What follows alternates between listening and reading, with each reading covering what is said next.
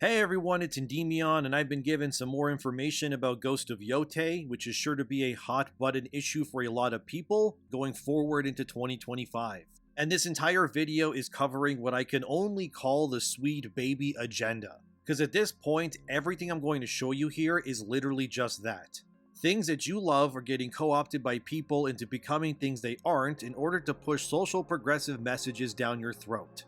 You'll see what I mean as you watch, so beyond telling you what I've been told behind the scenes on Yotei, I also want to talk Dragon Age Veilguard and Mass Effect as well in this video.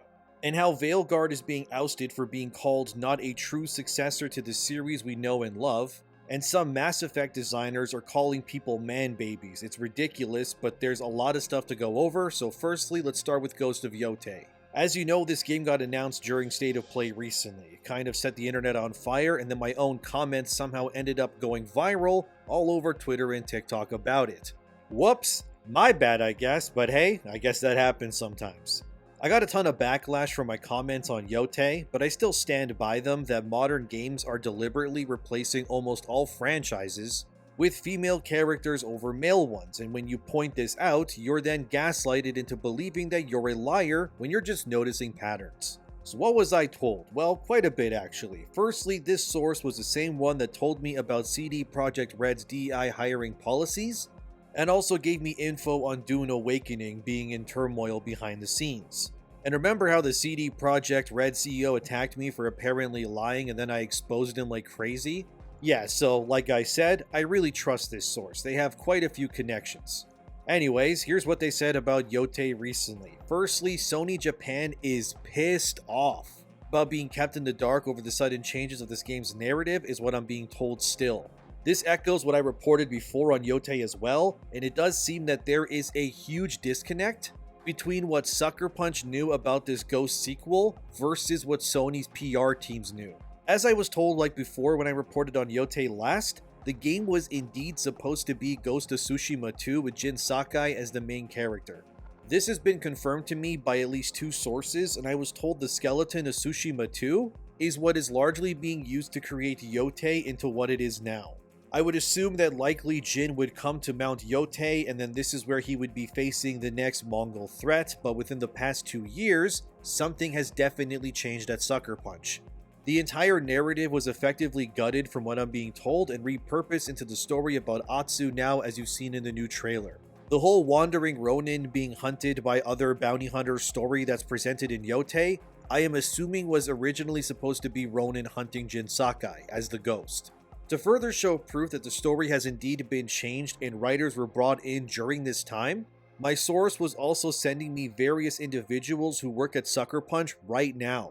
Also, please do not harass or attack any of these people that I present. I am simply showing you evidence to strengthen the case of what I've been told. And if I mispronounce anyone's names, my bad, but firstly we have Jen Lee Lukin, a video game producer at Sucker Punch as you can see on screen right now. Jen started working at Sucker Punch in March 2022 as a producer as of right now for 2 years and 8 months. So this coincides with the timeline I've been told when Yotei shifted gears from Tsushima into what it is known as now. Secondly, we have another Sucker Punch dev, I'll probably butcher this, but their name is Ariadna Martinez, who's a senior writer and narrative designer. They used to work at Guerrilla Games on Horizon and eventually moved on to Sucker Punch. Notice when she became a senior writer, May 2023, 1 year and 6 months ago. As you'll notice as I show these other examples, these writers and such, they all came onto this project rather late in production on Yotei. Almost as if the game was something else entirely before it became Yotei. Next up is Courtney Woods, a senior staff writer at Sucker Punch. This person worked at BioWare for almost 9 years writing for Star Wars The Old Republic. They went to Aspyr for almost 3 years and eventually got to Sucker Punch, senior staff writer for 2 years and 2 months only as of right now. And they started in September 2022. All of this again happening around when I was told that Yotei got shifted over. As I explained in my previous Yotei video from around 2 weeks ago or so, quite a few senior staff members have left Sucker Punch already, although quietly of course. I was worried that there was no one who knew these games that was left there, but thankfully at least there are still some people like Joanna Wang working there still. She worked at Ubisoft for about 5 years in the late 90s and has now been at Sucker Punch for over 20 years now. So this lady is the production art director and has worked on Ghost of Tsushima. To say that her art direction and work on Tsushima was amazing, that's a massive understatement. So thank God at least Sucker Punch still has their amazing art design to fall back on, no doubt thanks to Joanna Wang still being there. Again, I'm not attacking these people or anything like that, I'm just like always noticing the patterns and threads that just connect all of these things. And it looks like my source has sent me another one as I was making this video. We also have Kelly Snyder, a senior producer at Sucker Punch, who only started working there in September 2023, again, during the Yotei shift allegedly. I also want to point that this Kelly person worked on Fallout 76 at Bethesda, which is ugh, and then they also worked at Probably Monsters as a senior producer. If you don't know why that second part should raise you an eyebrow, Probably Monsters was responsible for making a certain game and worked with a studio that ended up selling the whole IP and studio to Sony. That game was none other than Concord. Yeah, so we got a Concord dev working on Yotei again. Just noticing patterns, fellas. I'm not attacking anyone, I'm just reading what's here, but there you go. Quite a few new hires, and of course there's even more. But the point here is that a lot of people in either producer or writing roles especially have started to work at Sucker Punch within the last 2 years. And this all correlates with when I was told Yotei shifted over from Tsushima 2. Moving on to what else I was told by my source, allegedly Sony is currently deciding what to price Yotei at and how to promote the game going forward. As I was told, currently Yotei is being considered at Sony to be pushed as a spin-off title in the Ghost series, instead of a mainline game. This was not the original plan as I'm being told, however. The game was meant to be the next de facto installment and the direction Sucker Punch was going to take this game series.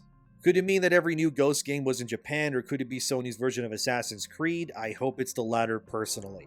Because Ubisoft clearly doesn't know what to do with themselves when it comes to quality control, so I think a competitor to Assassin's Creed, it's a good choice on Sony's part. That being said, my source told me the way Sony is currently looking at Yotei is they might advertise the game as the Miles Morales game, if you will, when compared to something like Spider-Man 2. We're talking it might not be as big as Tsushima was, it might also cost less money as well at release, like Miles Morales did when it launched on PS5 day one. But as I'm told, this pivot is being called a spin-off game and being priced accordingly compared to Sony's other first-party AAA games, is going to fall entirely on whether the reception to the game improves or not in due time. Originally, it was just supposed to be another full-priced first-party game like all the others. Honestly, it would make more sense to me to budget Yotei at a competitive pricing of $50 American or $60-70 Canadian over the usual pricing model right now, considering the game was, allegedly, a Jin Sakai sequel and then got changed mid-development. The fact all of these story writers and producers came onto the team or even confirmed they're working on Yotei like the first employee did as I showed, it tells me that this is likely what we're seeing. I do believe, however, that Sony likely thinks that Ghost is a strong enough IP that they likely could just get away with full pricing if they went down that route, despite it being a smaller game. And frankly, I would be inclined to believe that as well. I mean, the issue with this pandering stuff, at least on Sony's first party side, has never really been the gameplay or the polish of these games. I mean, Spider-Man 2, God of War Ragnarok, Concord, Ratchet & Clank Rift Apart, and so on, they all play just fine. They even look good for the most part too. The issues were never with these games' actual gameplay or the progression systems or anything like that. The problem with all of these games and more has always been the character designs, the characters themselves in terms of, how they're written or presented, and then the story and the ideology behind them. So do I think that Ghost of Yotei will look amazing and play just fine? Absolutely. I mean, this is Sucker Punch for crying out loud. Of course it's going to look great and feel great to play. This was never the issue in my opinion, or anyone else's either. I trust that Sucker Punch has these gameplay systems down to a T already. Since Tsushima already, I mean, that game looked incredible for its time. And it played very well too if you played it yourself. The issue here is going to be like always, the story and the characters and the social messaging. And pivoting from Jin to Atsu is a very deliberate move on Sucker Punch's part. And of course, we can't ignore the fact that the voice actor for Atsu is a self-proclaimed activist, which is never a good thing for your game ever. The last thing we need is more activism. I'm sick of all of it. I don't care if you're screaming about the rights of others constantly. or you're one of those idiots that's like throwing tomato soup on paintings, or you're halting traffic or something else. It's all becoming more about the performance than the actual social causes at this point for a lot of these people. So as soon as you tell me you're an activist, yeah, I immediately feel like I'm just going to have to save my money instead. But that's what I got on Yotei for now. A lot of people are being hired suspiciously within the past 2 years that are now working on the story specifically and producing the game. And from what I'm hearing, Sony Japan especially is not happy with where this game is going. Because let's be true, Tsushima 2 with Jin Sakai and no social messaging would clear 10 million units immediately.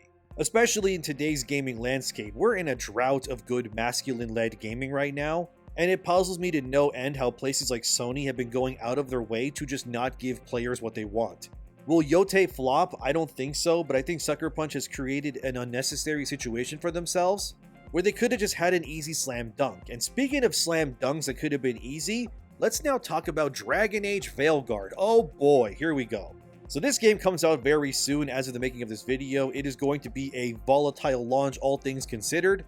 I already confirmed many times that I'll be reviewing the game myself, and I'll give you my honest opinion on the game. However, I am not filled with much hope that it'll be great. Unfortunately, I did watch Neon Knight's video on his 7-hour play session for Veilguard, and everything he said made me become more rotten the further I kept watching his video. Neon Knight's video on Veilguard wasn't politically charged or anything like that either. He just told you what he played, how he felt about it based on what he played, and that's it. The guy's channel is mostly a Witcher-centric channel, which I mean good for him, but the correlation of enjoying Witcher and Dragon Age is obvious. They're both RPGs with tons of player choice that matters. Or at least Witcher is. Apparently, according to Neon Knight, the choices he had to make in Veilguard were non-existent, and apparently they mattered little, if at all, in his 7 hours of playtime. He said during his playthrough that there was only one significant decision that he had to make, but he couldn't tell if that decision mattered because he obviously couldn't play the whole game to see if it turned out to be anything more than fluff. Beyond this, the game only gives you 3 options before you play it in terms of choices from previous games. You get 0 options for choices when it comes to Origins or Dragon Age 2, which is a mega bummer. In terms of Inquisition, you get to choose who the Inquisitor romanced, whether you disbanded the Inquisition at the end of the Trespasser DLC, and whether your Inquisitor vowed to stop Solus or not. That's about it in terms of player choice from previous games.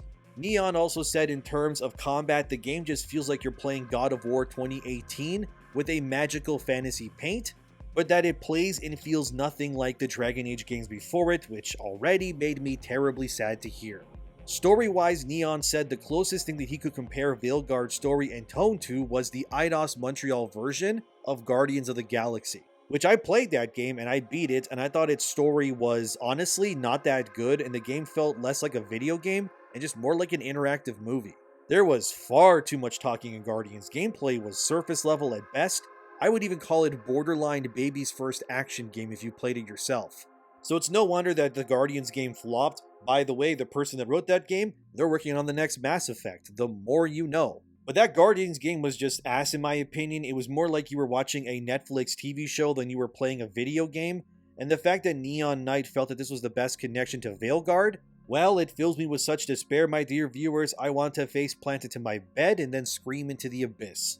Because I, like many of you, been waiting over 10 years now for a Dragon Age sequel, and apparently what awaits me is some DEI identity-driven Guardians of the Galaxy whimsical adventure, where there's nothing dark or brooding about the game whatsoever. He also said in his play session that companions are very quippy and rarely shut up, which just, oh god, just end me now. It's pretty much described as millennial writing, which if you don't know what that means, ever play a game that tonally feels like it should sound like old medieval times or something like that, but instead it sounds like some hipsters talking at a coffee shop instead? That's millennial writing. It's like when you hear someone say, "Did that just happen?" or "It's right behind me, isn't it?" Yeah, that kind of writing. That's Dragon Age Veilguard according to Neon. Just kill me, man. Do it. I'm right here. Do it. Also, the art direction throughout is called weird, and once you noticed most characters' heads are also too big for their bodies, you cannot unsee it. Which again, with every passing moment, my body becomes more filled with despair as time continues on. Whenever legacy characters show up in Veilguard, they feel hollow because your choices have not shaped them at all apparently too.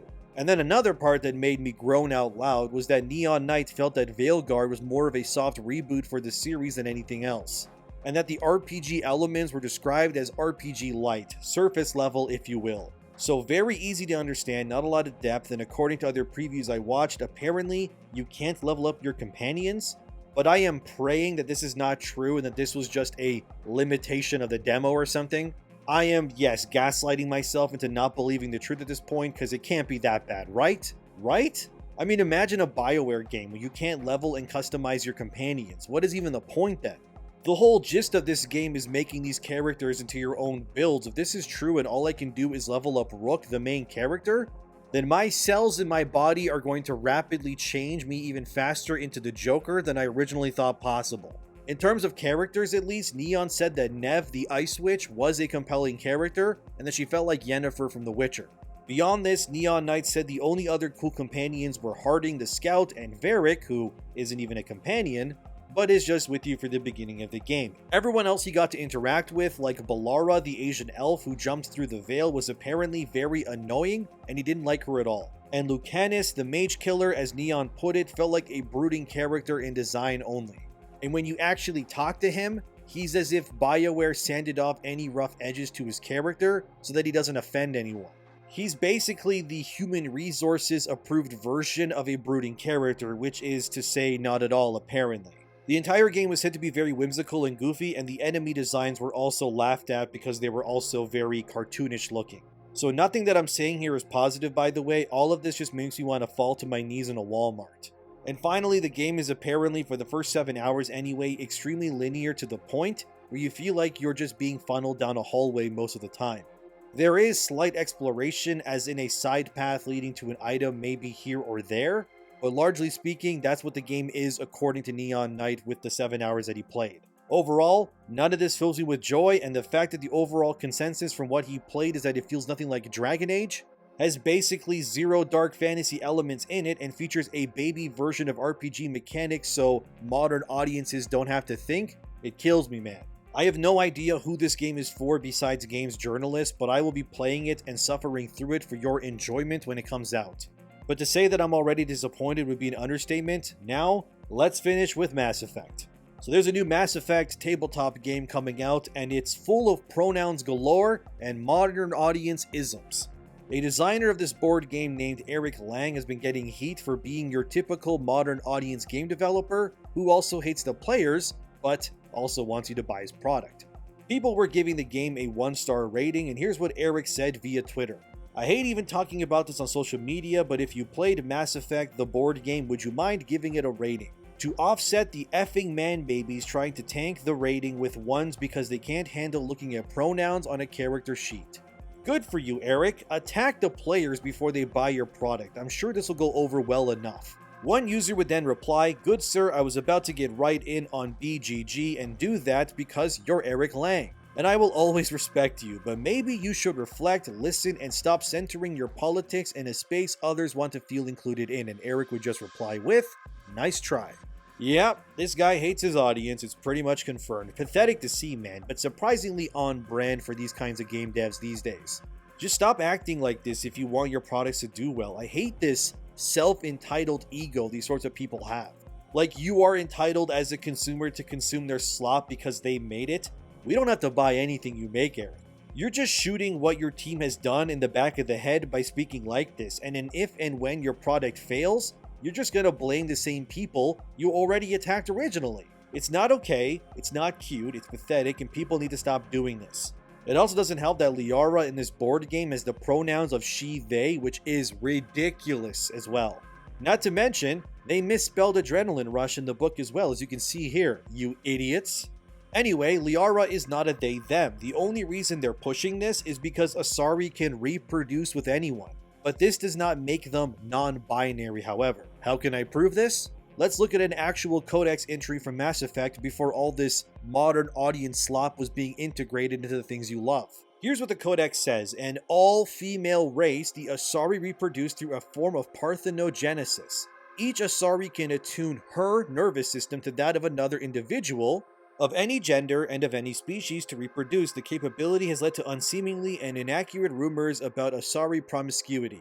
Notice how the official codex in Mass Effect never once refers to an Asari as they, but only as she. Because they are women. They are not non-binary or trans. They literally say right there, an all-female race. They are women. They are not men. The only time the moniker a father is given to an Asari is if an Asari has a child with another Asari, but it does not make them a man. But this process is not considered a good idea in the long run for their species, because the more pure an Asari's blood becomes, the more likely they are to become known as Ardot Yakshi, which are, for lack of a better term, space succubuses basically. And they kind of just murder a lot of people. Anyway, Asari gain their genetic powers through who they mate with. For an example, if an Asari mates with a Solarian, the probability of the Asari offspring having photographic memory is far more likely. But if an Asari mates with, say, a Krogan, the likelihood that the Asari is very aggressive and bloodthirsty like the Krogan, that's very likely too. Again, Asari are not they, thems, or non-binary or any of that nonsense. They are women. And I hate that these people are trying to now modern audience Asari like this. No, stop it. And Eric Lang got mad that his board game is getting review bombed, and he said he's so tired of the backlash. Well, too bad, Eric. Maybe next time stop projecting your nonsense into things people love. If you just presented these characters as they were in the games without your modern day nonsense, you wouldn't be having this problem. But like always, you and your like-minded friends instead believe that it's your right to ruin things and change them to better fit your world ideals. I love Mass Effect so much, but I will not buy your board game because you are annoying, hateful, and you don't value your customers' feedback. Plus, you can't even spell adrenaline right, so you should be forced to apologize and also go back to grade 2 so you can learn basic English words again before you're ever tasked to put your pen to paper again. As you can see, the modernization of content is just making everything worse in the long run. It's what I can only call the sweet baby agenda at this point as a blanket term, really, like I said earlier, because it's literally what it is. They take something that people love, they inject their politics in it, they ruin it, and they call people bigots for rejecting it. Every single time, man. You're tired, Eric? I'm tired of you and your moronic friends as well. Stop ruining great things so that you can look more progressive. Leave Mass Effect alone. I'll keep you guys updated on Yotei and Dragon Age as we get closer to those games as well. Let me know what else I should cover in the future. Have a wonderful day. Thank you for watching. Subscribe. Thanks to my members and patrons, and I'll see you soon.